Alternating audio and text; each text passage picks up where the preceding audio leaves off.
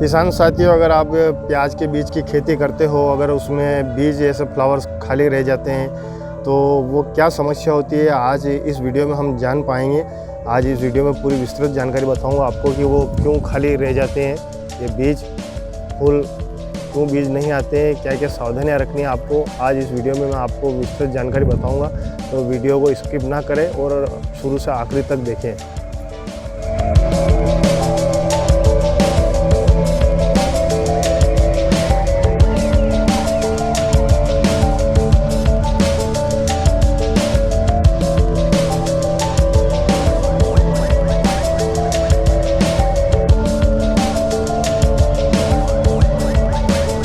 राम राम किसान साथियों, स्वागत है आपका फिर से आपके अपने YouTube चैनल आधुनिक किसान में।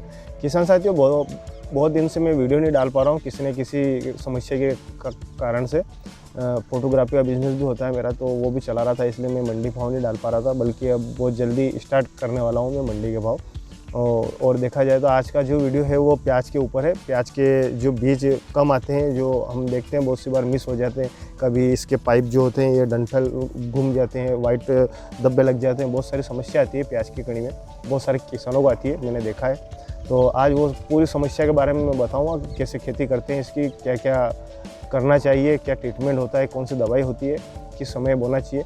तो बने रहिए वीडियो के अंत तक और स्किप ना करें और पूरी वीडियो देखें, तो आपको समझ में आ पाएगा। तो किसान साथियों, देखा आपने पिछले साल भी प्याज का भाव बहुत ही अच्छा था, बहुत ही अच्छा लेवल पकड़ा था और लंबे समय से प्याज ऊपर ही रहा था, भाव ऊपर ही था। तो इस साल भी प्याज का भाव तो वही होना है।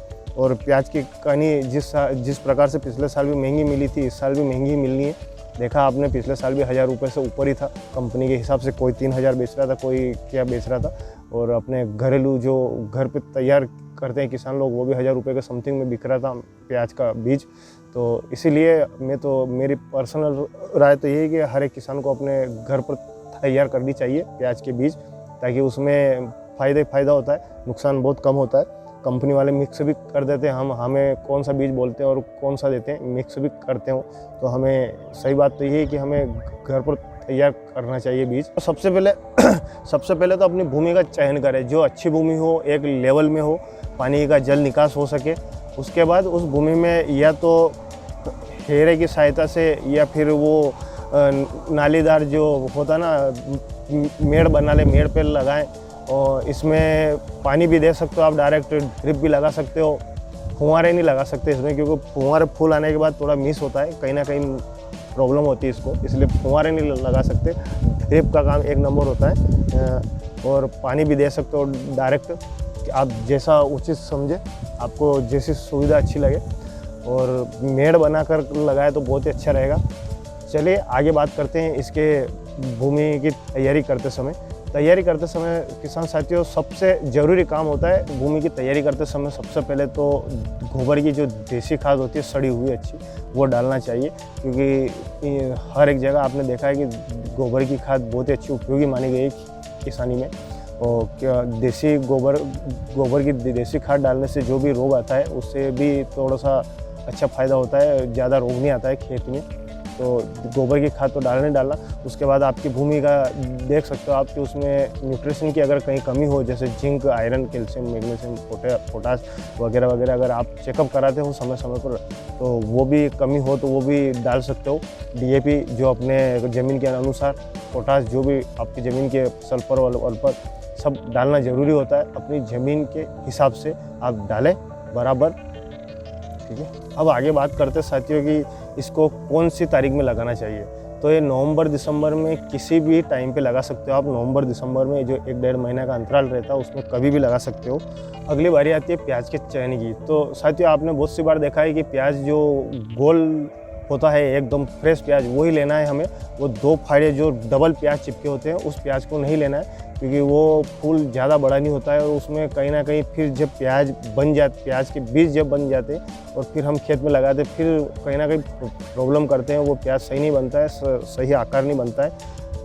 जो हम प्याज लेते हैं साथियों, जो बीज के लिए, उसको ऊपर से काटना है हल्का सा, और काट के 1 फीट बाय फीट, एक इधर भी फीट रखना और इधर भी फीट रखना, फीट बाय फीट पर लगाएं। अगर आपके मेड़ सुविधा है तो मेड़ पर फीट बाय फीट वैसे होता है। अगर क्यारी सिस्टम है तो उसमें फीट बाय फीट लगा सकते हो आप। जब प्याज की अवस्था थोड़ी सी बड़ी हो जाए, जब फूल खिलने लग जाए, तो उस वक्त इस पर फंगीसाइड का स्प्रे करें, यानी फफूंदनाशक।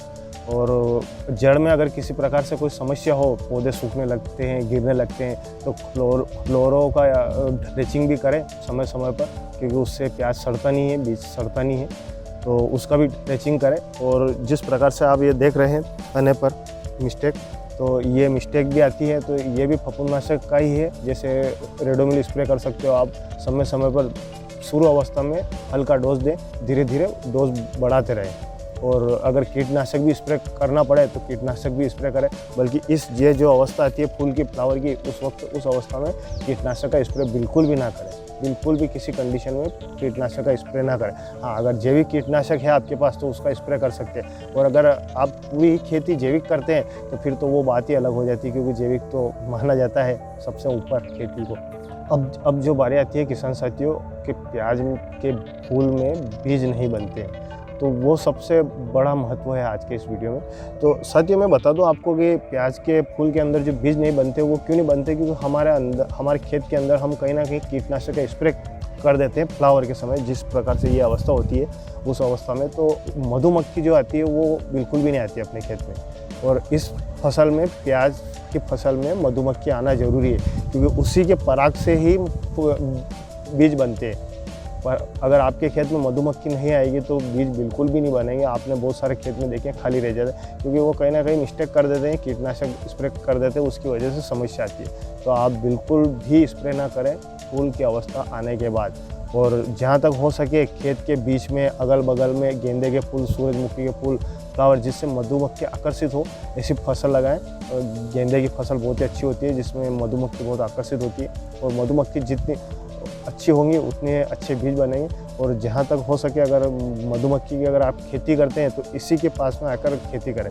और दूसरी बात, एक और किसान साथियों ध्यान रखने वाली बात है, अगर आप वाइट प्याज के बीज लगाते हो तो वो कम से कम 1-2 एकड़ के बाद में लगाएं, पास में खेती ना करें। रेड प्याज, वाइट प्याज और जो ब्राउन कलर के प्याज आते हैं उनका एक जगह बीज तैयार ना करें, कम से कम 1-2 एकड़ के दूर जाकर ही तैयार करें उसको, तब जाके अच्छा फ़ायदा होगा। नहीं तो वो पराग जो होता है इधर से उधर मधुमक्खी करती है, उससे मिस्टेक आएगा आपको। रेड प्याज वाइट हो जाएगा, वाइट प्याज रेड कलर में हो जाएगा। तो आप थोड़ा सा इस बात को ध्यान रखें। साथियों इसमें सावधानियां तो यही है कि सबसे पहले कीटनाशक स्प्रे ना करें और मधुमक्खियों को आने से रोके ना कहीं मधुमक्खियाँ आने का इंतज़ाम करें। और अगर एक और सावधानी ये भी है कि अगर आपके पौधे गिर रहे हैं किसी प्रकार से तो उसमें क्लोरोपाइरीफास का ड्रेचिंग जरूर करें, किसी भी प्रकार से दें आप, जो भी आपकी विधि हो सरल सुलभ। और तीसरा अगर कहीं से ये फूल जो डंठल जो वाइट कलर के हो जाते हैं तो इसमें फफूंदनाशक का स्प्रे जरूर दें, और फफूंदनाशक फंगीसाइड का स्प्रे करें। ये इस प्रकार से हो रहा है तो वो भी। तो साथियों ये थी प्याज की पूरी खेती की विस्तृत जानकारी। आप आपके हिसाब से भी, आपकी ज़मीन के हिसाब से भी मैनेजमेंट कर सकते हो। आपकी ज़मीन कैसी है, आपके जलवायु कौन सी है, कैसी है, आजकल सभी समझदार हैं।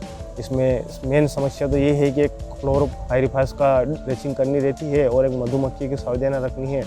और खेती बहुत ही अच्छी है।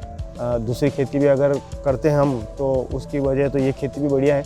अगर घर के बीज भी चाहिए तो वो भी हो जाएंगे, घर के बीज भी हो जाएंगे। और अगर आप व्यापार भी करना चाहो, आपके मित्र किसान भाइयों को बेचना भी चाहो, मार्केट में सप्लाई भी करना चाहो तो बड़े पैमाने पे भी कर सकते हो आप, कोई इशू नहीं है। बहुत ही सस्ती खेती है, बहुत ही आरामदायक काम है, ऐसा कोई माथापच्ची वाला काम नहीं है। तो मुझे विश्वास है किसान साथियों आपको मेरा वीडियो बहुत ही पसंद आया होगा। मिलते हैं फिर ऐसे ही किसी नेक्स्ट रोमांचक वीडियो के साथ। तब तक जय हिंद, जय भारत, जय जवान, जय किसान।